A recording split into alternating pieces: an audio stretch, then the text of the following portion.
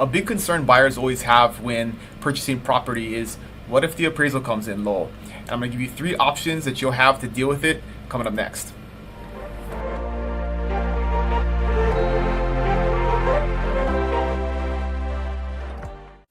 Hey, what's going on, friends?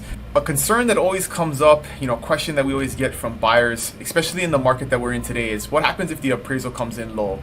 And as you know, an appraisal is going to be required in most cases if you're doing some type of mortgage loan. If you're doing cash, you don't have to worry about it. And there are some cases where you're putting so much money down, and maybe it's a really standard neighborhood where they do like a desktop appraisal or they waive the appraisal.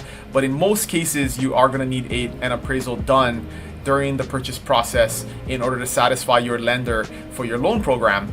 And so if an appraisal does come in low, and let me start with, this doesn't happen very often. If we can look at a property, we can pretty much tell you if it's kind of on the cusp, or if we're concerned about it, or if there's plenty of comps to back it up, especially in the market that we've been in. They're looking at the last 6 months. There's, in most cases, a lot of good comps out there that your appraisal is going to be fine. So it's not something that you really should worry too much about, or speculate too much about, or stop you from moving forward, because I can tell you, I see, 25, 50 deals close every month or two, and very few, 1 or 2 may have a low appraisal that comes in. And so it's not a widespread issue, but it does happen, and it is something that you have to be prepared for just in case it does. And so your 3 options if an appraisal comes in low is, the first one is obvious: the seller reduce the price to whatever the appraised value is.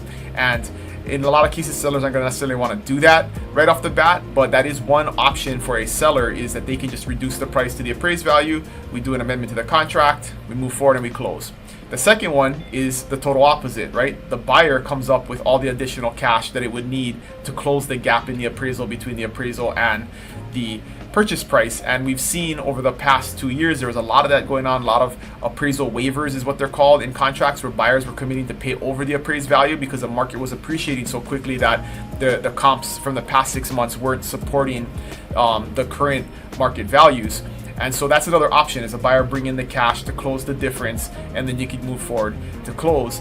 And then the third one is a mix of the two, right? Somewhere meeting in the middle, both buyer and seller making some type of concession, the seller bringing the price down a little bit, maybe the buyer bringing some additional cash in, meeting somewhere in the middle. That is normally what happens in these cases, is there is some type of negotiation at that point. There is some happy medium, just as long as both sides can agree to it and that they can do it. Because if a buyer doesn't have any additional cash to bring in, then maybe it's not an option. So it's something to think about during the buying process, is having some cash available to deal with that if you need to. If you're totally maxed out on your down payment and you don't have any additional cash, then it may be a problem.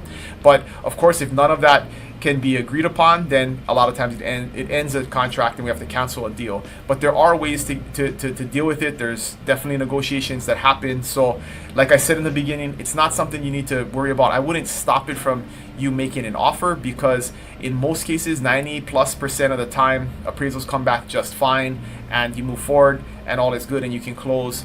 But we're prepared, and it's important to work with a professional that can dig into that appraisal, look at it, make sure that it was done properly, they didn't have any typos in it, and then in rare cases we can challenge an appraisal and submit additional comps that we think maybe were more appropriate for review, and get the appraisal revised. That is very rare, but it does happen from time to time. But we have options. So important to work with a professional who understands the process, knows what to do, and knows how to solve these kinds of issues. And of course, if you have any questions, you can always reach out at dylan@buybigisland.com, or put them in the comments below. You can always book a meeting at the link below, and let me know what your current situation is, and we'll help you through it. So thanks for watching. I'll see you guys next week. Aloha.